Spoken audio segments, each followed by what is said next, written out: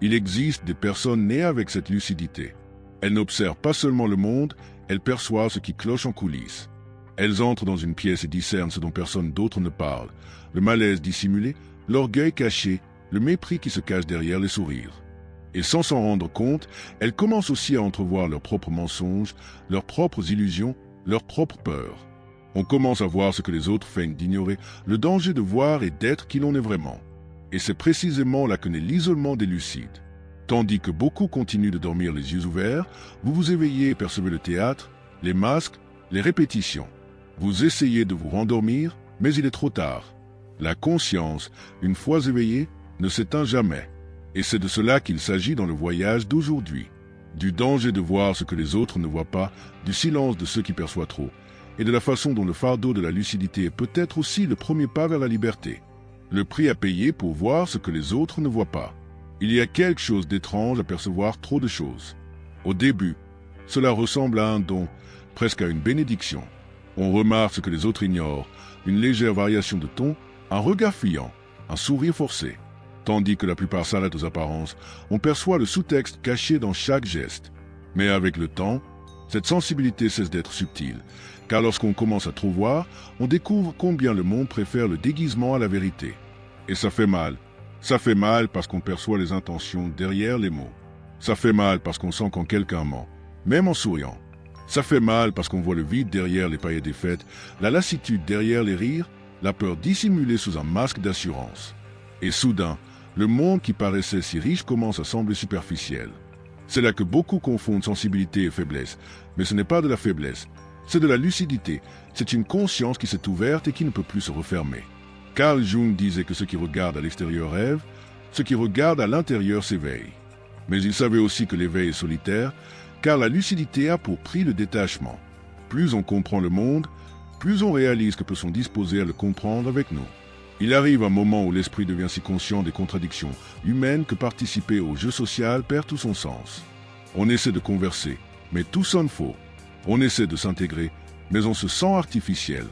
On essaie de se distraire, mais on en sait déjà trop pour croire à la distraction. Et c'est à cet instant que le don se révèle être un fardeau.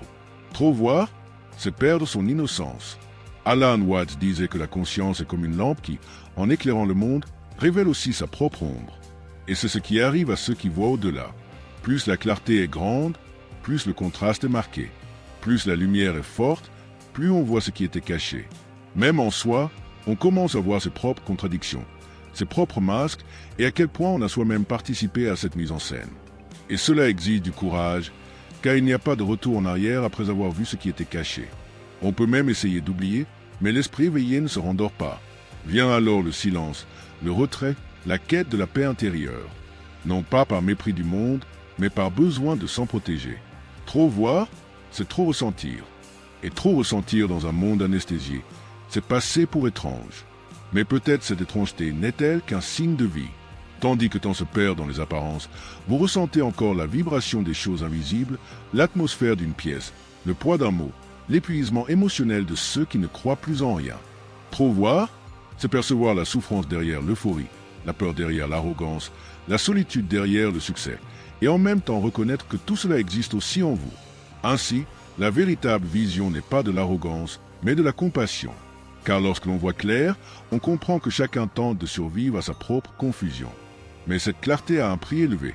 Elle vous éloigne du commun, de l'automatique, du bruit. Elle vous oblige à rechercher le silence, la profondeur, le sens. Et c'est là que beaucoup abandonnent, tentant d'éteindre la lumière pour se fondre à nouveau dans l'obscurité. Mais ceux qui ont vu ne peuvent oublier ce qu'ils ont vu. Ceux qui ont compris ne peuvent désapprendre ce qu'ils ont appris. Et ceux qui se sont éveillés ne dorment plus jamais de la même façon.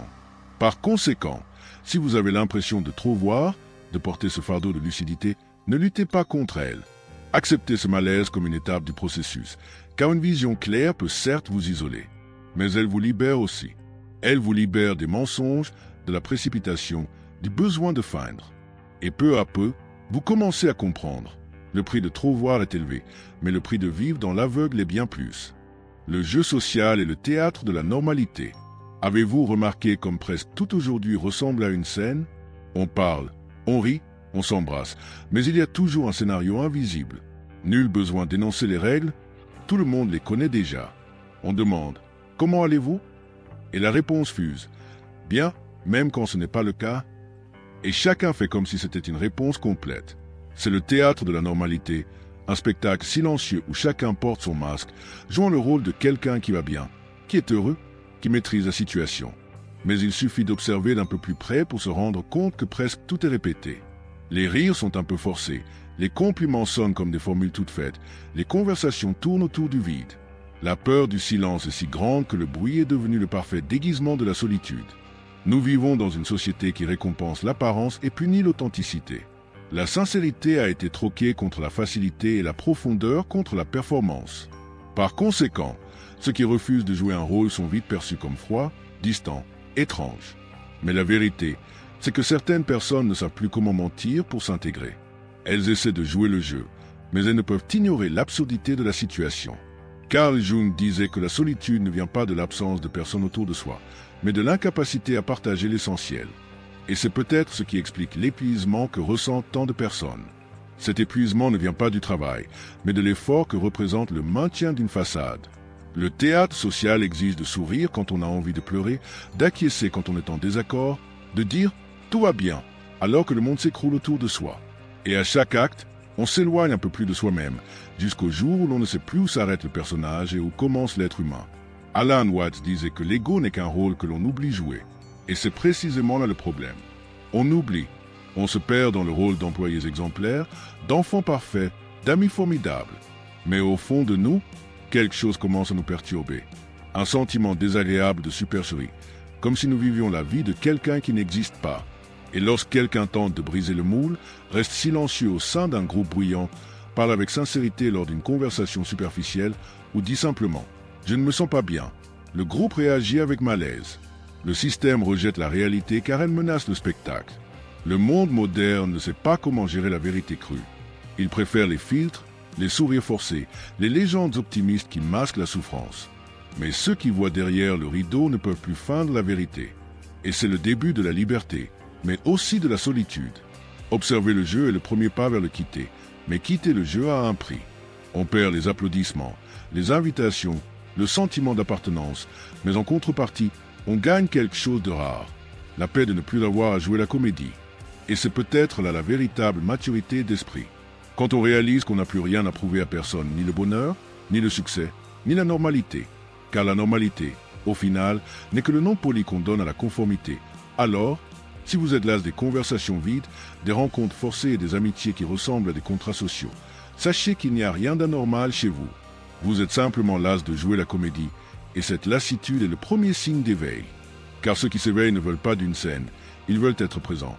Ils ne veulent pas d'un public, ils veulent la vérité.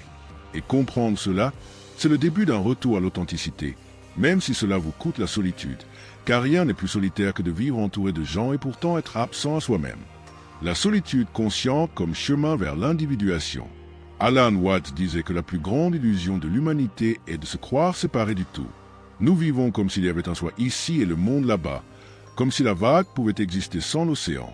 Or, plus nous nous efforçons de nous conformer à cette idée de séparation, plus nous nous perdons.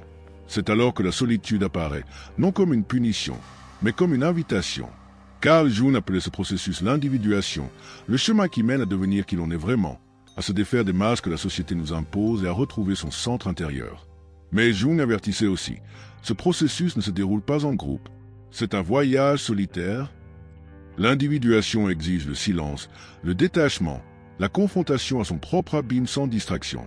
C'est pourquoi, paradoxalement, le véritable cheminement spirituel commence lorsque tout semble s'effondrer, lorsque les gens prennent leur distance, lorsque le bruit cesse, lorsque la vie perd son sens. C'est là, en l'absence de public, que vous commencez enfin à entendre votre propre voix. Alan Watts disait que le silence n'est pas l'opposé du son, mais le contexte qui le rend possible. De même, la solitude n'est pas l'opposé de la vie sociale, mais l'espace où la conscience s'épanouit. Or, l'homme moderne craint le silence, car c'est dans le silence qu'il se découvre, et se découvrir est dangereux. Dans le bruit, il est facile de maintenir son personnage. Dans le silence, tout ce qui est faux se dissout. La solitude consciente n'est donc pas l'isolement. C'est un état d'attention qui vous amène à observer vos pensées comme on observe les nuages qui passent. C'est le moment où vous réalisez que vous n'êtes pas la voix dans votre esprit, mais celui qui écoute cette voix. Et lorsque cette perception naît, quelque chose en vous change jamais. Alan Watts disait que celui qui cherche à contrôler chaque pensée finit par être contrôlé par elle. L'esprit veut se contrôler lui-même, c'est pourquoi le chaos grandit. Mais lorsque vous apprenez simplement à être témoin, à observer vos pensées sans vous identifier à elles, le tumulte intérieur se dissipe naturellement. C'est alors que la solitude cesse d'être absence et devient présence. Une présence profonde et silencieuse. Jung disait qu'un arbre qui veut toucher le ciel a besoin de racines qui plongent jusqu'aux enfers. Et c'est là le véritable sens de la solitude consciente, plonger au plus profond de soi, même dans les recoins que l'on craignait de voir. Affronter l'ombre, reconnaître la peur, accepter l'imperfection. C'est douloureux, certes, mais c'est le seul chemin vers la plénitude. Le monde nous enseigne qu'être seul est un échec, mais ceux qui ont fait l'expérience du silence absolu savent qu'il y a là quelque chose de sacré. Watts appelait cela le point d'immobilité. Ce moment où l'on cesse de chercher à devenir quoi que ce soit, car on comprend que l'on est déjà. À cet instant, la solitude se mue en unité. On réalise que l'on n'est pas séparé du tout, on l'avait simplement oublié. Et alors, la solitude cesse d'être un fardeau et devient une force. La force de ne pas avoir besoin de l'approbation d'autrui, de ne pas mendier son appartenance, de ne pas se perdre pour plaire. On découvre que l'on peut être seul et pourtant entier, car la véritable rencontre ne se fait pas avec les autres, elle se fait avec soi-même. Et c'est là que Watts et Jung se rejoignent. Deux chemins différents mènent à la même destination, la conscience. Watts l'appelle l'illumination, Jung l'individuation. Tous deux parlent de la même chose, le moment où l'on cesse de chercher à l'extérieur et où l'on réalise que tout ce que l'on cherche a toujours été en soi. En fin de compte, trop voir est une forme d'éveil. Et l'éveil est douloureux car le monde préfère dormir. Mais, comme le disait Alan Watts, lorsqu'on comprend que l'on est l'océan tout entier, on ne craint plus d'être une simple vague. La lucidité peut isoler, certes, mais elle libère aussi, car ceux qui apprennent à être seuls ne dépendent plus jamais du mensonge pour se sentir entier. Et c'est peut-être là le véritable sens de la clarté, non pas avoir plus que les autres, mais enfin se voir soi-même, sans bruit, sans déguisement, dans le silence. Si vous avez ressenti ce message, si vous portez vous aussi le fardeau et la liberté de cette lucidité, alors vous avez trouvé votre place. Je vous suis profondément reconnaissant de m'avoir accompagné jusqu'au bout de cette réflexion. Si ce thème a fait écho à votre propre cheminement spirituel, abonnez-vous à la chaîne afin que nous puissions continuer à explorer ensemble les voies de la conscience et de l'authenticité. Votre soutien est essentiel pour que nous puissions continuer à mettre en lumière les vérités que le monde préfère dissimuler.